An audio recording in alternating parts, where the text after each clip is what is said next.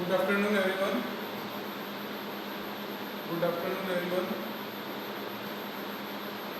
Good afternoon everyone. तो अपन अब देखेंगे, लास्ट लेक्चर में अपन ने देखा था कि बीटा डिस्ट्रीब्यूशन और प्रोबेबिलिटी डिस्ट्रीब्यूशन का क्या होता है, उसके बारे में अपन ने डेफिनेशन और उसके अपन देखा था क्या क्या होता है और उसका कितना टाइम होता है जो 68% जो है प्लस माइनस सिग्मा के कारण होता है, वैल्यूलाइज करती है कितनी 68% और प्लस माइनस 2 सिग्मा होगा तो वो कितनी इसमें कितनी वैल्यूलाइज करेगी, वो करेगी 95%। और फिर अगर प्लस माइनस 3 सिग्मा हो तो कितनी वैल्यूलाइज करेगी 97%। ठीक है ना, आई बात समझ में। और अगर अब देखो इसमें characteristics of the frequency distribution curve ये क्या होते हैं, इसमें इसकी कैरेक्टरिस्टिक्स क्या होते हैं फ्रीक्वेंसी, इसमें होता है एक होता है मीन एक्सपेक्टेड टाइम होता है, ठीक है ना, एक्सपेक्टेड कंप्लीशन टाइम कह सकते हैं, expected completion time it is defined as the time in which probability of completion of an activity is 50%। मतलब जो अगर एक्टिविटी अगर 50% कोई भी कम्प्लीटली हो जाती है, मतलब कोई भी अगर किसी की प्रोबेबिलिटी है कि वो 50% में कंप्लीट हो जाएगी तो उसको वहाँ तक जो टाइम होगा, वहाँ तक जो अपना टाइम आएगा वो क्या होगा, मतलब मान लेते हैं कि ये क्या है मेरी एक तरह से ये कोई ये कर्व है डिस्ट्रीब्यूशन प्रोबेबिलिटी का, तो यहाँ पे ये क्या है इसका ये 50% यहाँ पे क्या होता है इसकी प्रोबेबिलिटी कंप्लीशन हो जाती है ना। अगर प्रोबेबिलिटी है, कह नहीं सकते कि पक्का कंप्लीट हो जाएगी, लेकिन प्रोबेबिलिटी है, उस टाइम को अपन क्या कहेंगे expected mean time, expected completion time या फिर इसको मीन टाइम भी कहते हैं। ठीक है, तो उसके बाद अगर मैं इसको इसका फॉर्मूला देखें तो क्या होता है, तो वो होता है T note plus 4TL plus TP upon 6, ये होता है टी की वैल्यू होती है टी नोट ऑप्टिमिस्टिक टाइम और पेसिमिस्टिक टाइम और मोस्ट लाइकली टाइम। ठीक है ना, तो इनका अगर डिवाइड बाई 6 कर देंगे तो ये आ जाएगा मेरे पास एक्सपेक्टेड कंप्लीशन टाइम। आई बात समझ में, एक्सपेक्टेड कंप्लीशन टाइम। ठीक है ना, अब मैं इसको अगर लिखना चाहे तो इसको ये भी लिख सकते हैं TM या फिर इसको TM या फिर इसको मीन टाइम और क्या बोलते हैं इसको मीन टाइम भी बोलते हैं। ठीक है ना, मीन टाइम या फिर इसको TE बोले, ये क्या होता है ये सिग्मा TI अपॉन n, ये क्या होता है एग्रीगेट जो टाइम होता है किसी एक्टिविटी में जो कंप्लीट होने में एग्रीगेट टाइम होता है, और ये क्या है नंबर ऑफ टाइम्स जो अपन एक्टिविटी का एनालिसिस करते हैं वो, तो ये क्या होता है TI यहाँ से यहाँ जो टाइम होगा इनिशियल से ऑप्टिमिस्टिक टाइम से पेसिमिस्टिक टाइम के बीच में जो टाइम होगा उनका समीशन होगा वो क्या होगा TI। ठीक है ना, उनका समीशन होगा वो क्या होगा TI, और अपन n क्या है जो कितने टाइम्स अपन उसको किसी टाइम को अपन कितनी बार ले रहे हैं, कितनी टाइम एनालिसिस कर रहे हैं वो n। तो इसको अपन ये भी लिख सकते हैं TM या फिर TI equal to summation of TI upon n। आई बात समझ में। तो ये होने के बाद अपन देखते हैं और वेरिएंस क्या होता है, देखो वेरिएंस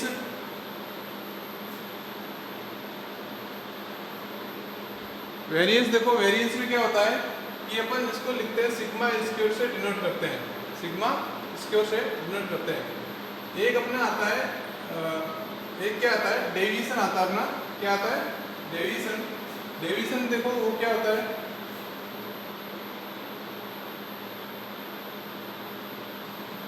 एक डेविएशन आता है, इसको भी आप लिख लो डेविएशन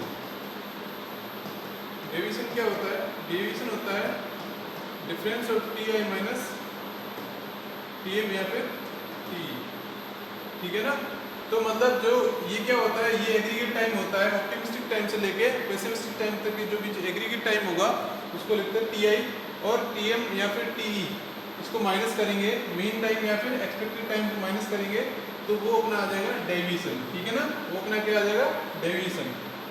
और अगर अपन देखें फिर आते हैं अपन वेरिएंस में, वेरिएंस क्या होता है it is defined as mean of square deviation, मतलब अगर जो डेविएशन होगा उसका मीन लेके फिर अगर उसको स्क्वायर करेंगे तो वो मेरा क्या हो जाएगा, वेरिएंस। जो मेरा डेविएशन का जो मीन होगा उसका स्क्वायर लेके अगर अपन उसका अगर स्क्वायर लेंगे तो वो उसे अपन क्या बोलेंगे, वेरिएंस। तो ये देखो मैं लिख रहा हूँ यहाँ पे, ये देखो ये, तो ये मेरा वेरिएंस है, यानी कि मैंने डेविएशन का क्या किया, स्क्वायर, और उसका समीशन करके उसका क्या ले लिया, मीन ले लिया। तो ये जो आएगा मेरा variance T I minus T का होल स्क्वायर अपॉन एन। और इसको ऐसे भी लिख सकते हैं, इसको क्या है, इसको ये भी लिख सकते हैं, ये देख रहे हो आप, ये वाला sigma square T P minus T not upon 6 का होल स्क्वायर, ठीक है ना। अब अपन देखते हैं स्टैंडर्ड डेविएशन। स्टैंडर्ड डेविएशन क्या होता है, सिग्मा जो होता है उसे अपन स्टैंडर्ड डेविएशन कहते हैं। अगर इसके हटा दे इसकी रूट लगा लेंगे, इसके हटा दे इसकी रूट लगा देंगे तो क्या आएगा, सिंपल सा स्टैंडर्ड डेविएशन आ जाएगा, ठीक है ना। आई बात समझ में। Square root of variance is called क्या कहेंगे, स्टैंडर्ड डेविएशन, ठीक है ना। आई बात समझ में। अब अपन देखते हैं probability distribution function. Probability distribution function ये क्या होता है, इसके बारे में अपन देखें।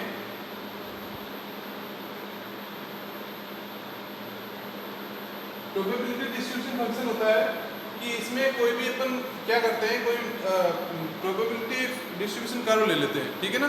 डिस्ट्रीब्यूशन कर्व पे अपन एक ऑर्डिनेट चूज कर लेते हैं, उस ऑर्डिनेट पर जो फंक्शन होगा वो फंक्शन क्या होगा, वो मतलब एक तरह से जो उसमें उस ऑर्डिनेट पर जो एक्टिविटी है वो कंप्लीट नहीं होगी, और उस जहाँ पर जिस ऑर्डिनेट पर एक्टिविटी कंप्लीट नहीं होती है और उसका अगर अपन फंक्शन देखें तो वो फंक्शन होगा किसके रेस्पेक्ट में, जो पूरा जो एरिया होगा उसके रेस्पेक्ट में, उसी को अपन क्या बोलते हैं, उसको अपन बोलते हैं ये प्रोबेबिलिटी डिस्ट्रीब्यूशन फंक्शन। तो इसको लैंग्वेज में लिखा हुआ है कि the ordinate of this curve corresponding to any axis, ordinate axis does not give the probability of completion of the activity in given time, but instead represent a function referred as probability distribution function। ये यही कहना चाह रहा है जो मैंने बताया, जो ऑर्डिनेट है वो क्या किसी कर्व पे है, ठीक है ना, कर्व पे किसी पॉइंट पर है, तो वो क्या करता है, वो जो does not give the probability of completion, मतलब वो क्या होता है, वो प्रोबेबिलिटी की कंप्लीशन होने को नहीं बताता, लेकिन of the activity in given time but instant represent, और उस गिवन टाइम पर अपन उसको जो रिप्रेजेंट करते हैं फंक्शन में, उसी को अपन क्या बोलते हैं, प्रोबेबिलिटी डिस्ट्रीब्यूशन फंक्शन। आई बात समझ में। तो यहाँ पे मैंने मान लिया कोई पॉइंट डी है, उस डी पॉइंट पे मैंने कोऑर्डिनेट मान लिया, उस पर कोई मैंने फंक्शन ले लिया, तो उस फंक्शन में अपन देखो मैं क्या कहता हूँ, area of curve A B C, हमेशा जो प्रोबेबिलिटी डिस्ट्रीब्यूशन कर्व होगा उसमें जो टोटल एरिया होगा ए बी सी का वो क्या होगा, यूनिटी। मैंने बीटा डिस्ट्रीब्यूशन कर्व का नहीं बोला है, मैंने only for probability distribution curve का बोला है। तो उसमें जो एरिया ऑफ कर्व होगा वो हमेशा क्या होगा, यूनिटी। तो अगर मैं इसको देखूँ minus infinite to f x into d t equal to क्या होता है, 1, ठीक है। आई बात समझ में। और अगर अपन देखें कि जो प्रोबेबिलिटी फंक्शन होता है वो क्या होता है, area of under A D, तो इसके अंदर जो एरिया होगा वो upon area of A B C, area under of A B C, पूरा कंप्लीट एरिया, अगर उनका रेशियो होगा वही क्या होगा, प्रोबेबिलिटी फंक्शन, और ये आता है अपने पास एरिया ऑफ ए बी, क्योंकि ये तो यूनिटी हो जाएगी। आई बात समझ में, ठीक है, समझ में आया। और यदि मैं कहूँ कि जो इसका बीच का टाइम है वो मेरा मीन टाइम है, उस मीन टाइम को मैं म्यू से डिनोट करूँ, अगर मीन टाइम को अगर म्यू से डिनोट करता हूँ तो क्या होगा, म्यू माइनस 3 सिग्मा। अगर यहाँ पे जो ऑप्टिमिस्टिक टाइम है वो क्या 3 सिग्मा से डिनोट कर रहे हैं, और जो मेरा पेसिमिस्टिक टाइम है वो मेरा 3 सिग्मा है, प्लस 3 सिग्मा। तो यदि मैं म्यू माइनस 3 सिग्मा अगर इसमें से ये घटा दूँ तो मेरा क्या आ जाएगा, टी नोट और ऑप्टिमिस्टिक टाइम, ठीक है ना, ऑप्टिमिस्टिक टाइम। और अगर इसमें 3 सिग्मा ऐड कर देता हूँ तो मेरा क्या आ जाएगा, पेसिमिस्टिक टाइम, ठीक है ना, आया बात समझ में। तो अगर मैं अब इन दोनों को मैं माइनस करता हूँ, अब मैं इन दोनों को माइनस करता हूँ, TP minus T naught equal to क्या आ जाएगा, टीपी माइनस टी नोट आ जाएगा 6 सिग्मा। तो 6 सिग्मा है, तो सिग्मा की वैल्यू मेरी क्या होगी, सिग्मा की वैल्यू होगी TP minus T naught upon 6, TP minus T naught upon 6, ये मेरी सिग्मा की वैल्यू है। इसे अपन क्या बोलते हैं, स्टैंडर्ड डेविएशन, ठीक है ना, इसे अपन क्या बोलते हैं, स्टैंडर्ड डेविएशन। आएगा समझ में, ठीक है, यहाँ तक ठीक है कंप्लीट। अब अपन देखते हैं, देखिए ये स्टैंडर्ड डेविएशन हो गया। अगर अब और ये जो standard deviation TP minus T note हमेशा किसके प्रोपोर्शनल होगा, सिग्मा के, स्टैंडर्ड डेविएशन के प्रोपोर्शनल होगा। ठीक है, यहाँ तक समझ में आई, यहाँ तक बात समझ में आई क्या आपको। अब देखिए, अब मैं एग्जांपल ले रहा हूँ, एक determine expected time and variance for each activity. मैं क्या कह रहा हूँ कि मेरे को एक तो एक्सपेक्टेड टाइम और वेरिएंस चाहिए, तो उसके लिए मैं क्या करूँगा, मेरे पास टेबल दे रखी है, activity A B C, T naught, 10, 6, 5, T L जो मोस्ट लाइकली टाइम है वो मेरा दे रखा है 12, 8, 10, ठीक है।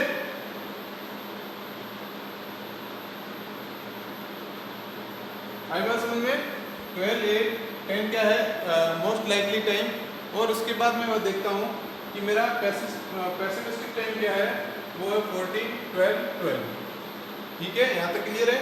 अब मैं एक्सपेक्टेड टाइम भी मैं एक के लिए निकाल के बता दूंगा और आपको सबके लिए निकालना है, ठीक है ना, आई बात समझ में, ठीक है। तो एक बार देखिए, टी क्या होता है, अभी मैंने टी का फॉर्मूला बताया आपको कि टी क्या होता है, एक्सपेक्टेड टाइम होता है वो क्या होता है, टी नोट प्लस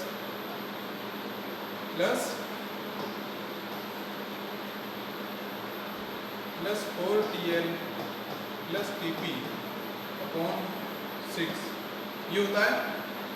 तो मैं एक्टिविटी ए के लिए आपको निकाल के दे रहा हूँ, आपको बाकी आप सब निकाल सकते हो, ठीक है।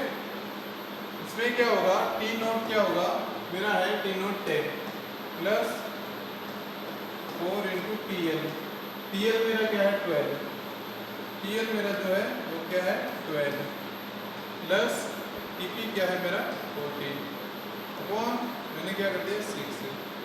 अब मैं जब इनको टोटल करूँगा क्या हो जाएगा, 10 प्लस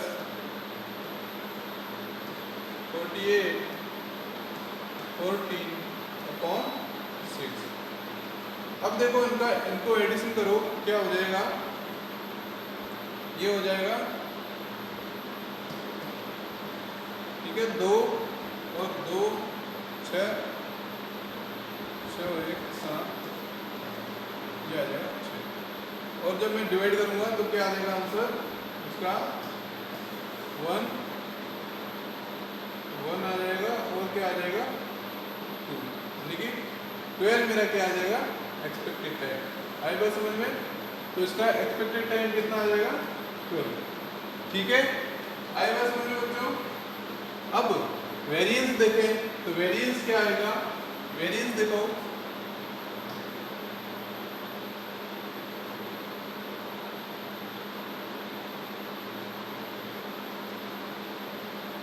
वेरिएंस क्या होता है, सिग्मा स्क्वायर बराबर क्या होगा, सिग्मा स्क्वायर होता है आपका TP minus T note by 6 का होल स्क्वायर, ठीक है ना। तो टीपी यहाँ पे क्या है 14, टी नोट क्या है 10 अपॉन 6, ठीक है। अब जब आप इसको कैलकुलेट करोगे तो वैल्यू क्या आएगी 0.44, वैल्यू क्या आएगी 0.44, ठीक है। तो यहाँ पे मैं क्या आ जाएगा मेरा वेरिएंस 0.44। बाकी आप कैलकुलेट कर लेना, एक बार आप जब कैलकुलेशन करके बताना तो कौन कौन पढ़ता है कौन कौन नहीं पढ़ता है। तो इस एग्जाम्पल को आप सोल्व करके मेरे को बताओगे, तब जाके आपको समझ में आएगा, ठीक है ना। तो ये बाकी वाला जो वैल्यू है वो आप मेरे को सेंड कर देना, ठीक है। आई बात समझ में? Okay, thank you.